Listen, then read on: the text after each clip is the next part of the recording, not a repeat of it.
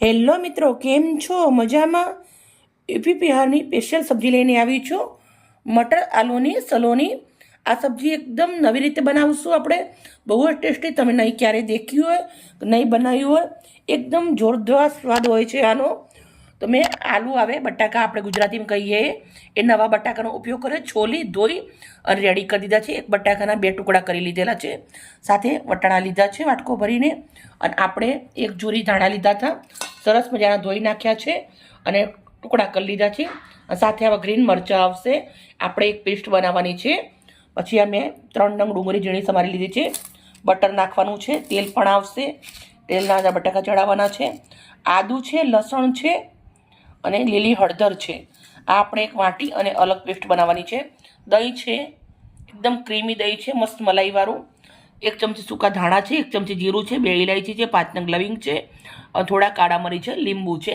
બીજા જે બી મસાલા કરો, પૂરો વિડીયો તમારા જોડે શેર કરું છું, કેવી રીતે બનાવવું, શું કરવું, બધું તમને બતાવું છું. આજની વિડીયો સારી લાગે તો પ્લીઝ મને લાઈકના જારના અંદર મરચાં નાખ્યા છે, ઇલાયચી, લવિંગ, કાળા મરી, જીરું અને ધાણા.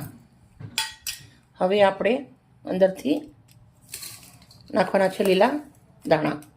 પહેલાં સૂકા દાણા નાખ્યા, જીરું નાખ્યું, પૂરો જગ આપણે આવી રીતે ભરી દઈશું. હવે આપણે અંદર મલાઈવાળું સરસ મજાનું દહીં નાખી દઈશું અને એક આપણે પેસ્ટ બનાવી દઈશું.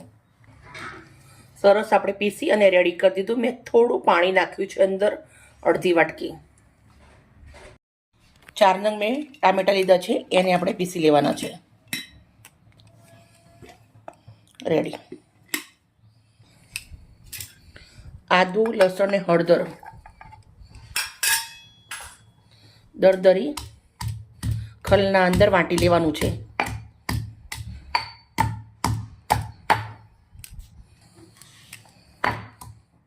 સરસ પેસ્ટ રેડી થઈ ગઈ છે. દરદરું વાટવાનું. ગેસના ઉપર આપણે ખાંડી મૂકી છે અને એના અંદર આપણે પ્યોર સરસોનું તેલ નાખવાનું છે.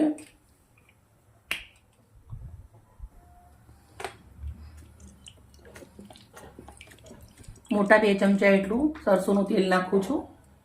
સરસ ગરમ થવા દેશું, ધુમાડા નીકળે એવું. મસ્ત તેલ ગરમ થઈ ગયું છે. આપણે સરસોનું આપણા જે બટાકા ધોઈ અને સમારી લીધેલા છે નાખી દઈશું.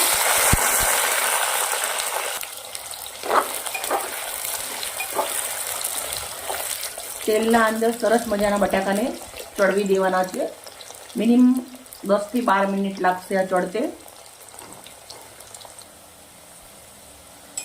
મિત્રો, તમે જોઈ શકો છો બટાકા કેવા સરસ મજાના મેં તેલના અંદર સાતરી લીધા છે.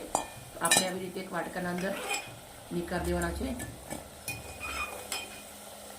બધા જ બટાકા આપણે આવી રીતે એક વાટકાના અંદર નીકાળી દઈશું. બચેલા તેલના અંદર આપણે જીરું નાખવાનું છે 1 ચમચી. પછી તમાલપત્ર નાખવાના છે, 2 તમાલપત્રના ટુકડા કરી લીધા છે. હિંગ. શાક ગમે ત્યાંનું હોય પણ આપણે લોકો ગુજરાતી એટલે આપણે પચણ થવું જોઈએ એટલે નાખી છે હિંગ. હવે સમારેલી ઝીણી ડુંગળી, હળદર, આદુ, લસણ. ડુંગળીને હવે આપણે સરસ મજાની સાંતળી લેવાની છે. પિંક કલરની થયા ત્યાર સુધી સાંતળશું આપણે આને. બટાકા તમે જોઈ શકો છો આપણે સરસ મજાના એકદમ સુપર ચડી ગયા છે. બટાકા આવી રીતના ચડાવી દેવાના છે પહેલાં તેલના અંદર. ડુંગળી હવે થોડી પિંક થઈ ગઈ છે. હવે આપણા જે લીલા વટાણા ખોલેલા છે એ નાખી દઉં છું. વટાણા પણ તેલના અંદર સરસ સંતળાઈ જવા દેવાના છે. 5 મિનિટ લાગશે.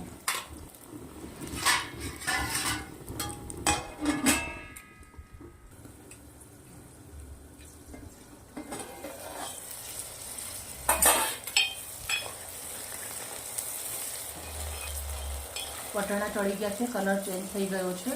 તો હવે આપણે જે ટામેટા પીસીને રાખ્યા છે એ નાખી દઉં છું ગ્રેવી.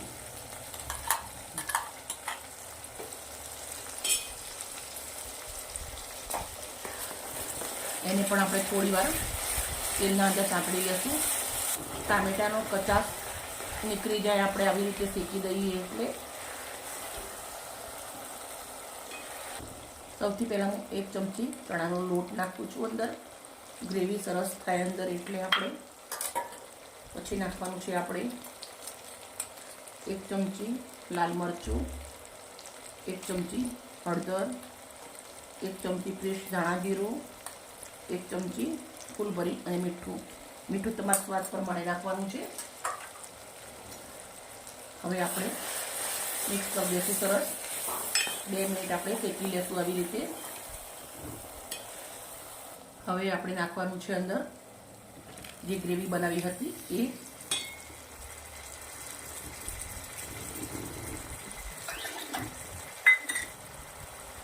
થોડું જેવું પાણી.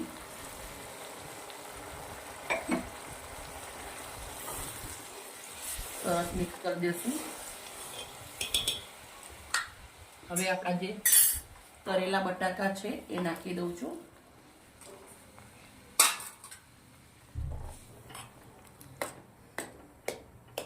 હવે આપણે આને ધીમા તાપે 10 મિનિટ સુધી પાકવા દેવાનું છે.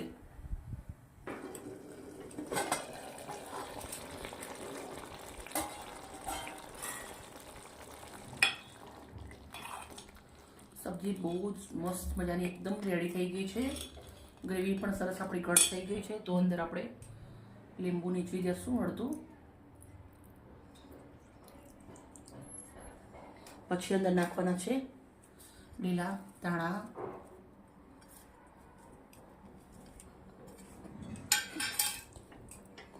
મિત્રો મેં સબ્જી બનાવી તો જુઓ ઘણી બધી છે, પણ આપણે થોડી સર્વ કરશું.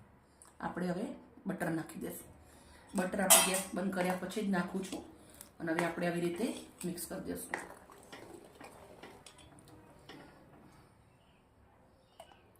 હું એક પ્લેટના અંદર સબ્જીને સર્વ કરું છું. જોડે ભાત, મારી દીકરીએ સરસ મજાની 2 નાની મોટી રોટલી કરી છે, એ પણ હું તમને સર્વ કરું છું. જોડે સબ્જી, પછી ભાત, પછી જુઓ મસ્ત 2 રોટલી. એને મારા પેટમ સજાવું બધું બહુ ગમે. હવે આપણે સબ્જીના ઉપર થોડા એવા લીલા ધાણા નાખું છું. અને જો ગુલાબની પાંદડી મૂકી છે એને માસી આપણે ભાતના ઉપર ગુલાબની પાંદડી નાખીએ એમ. તો આપણે ભાત આવી રીતે સજાવી દઈએ છીએ. મિત્રો આજની અમારી વિડીયો સારી લાગી હોય તો પ્લીઝ લાઈક કરજો, દોસ્તોને શેર કરજો. સુપર ટેસ્ટી હેલ્ધી જમવાનું બની અને રેડી થઈ ગયું છે. આવી જ રેસીપી સાથે કાલે મળીશ. Bye bye.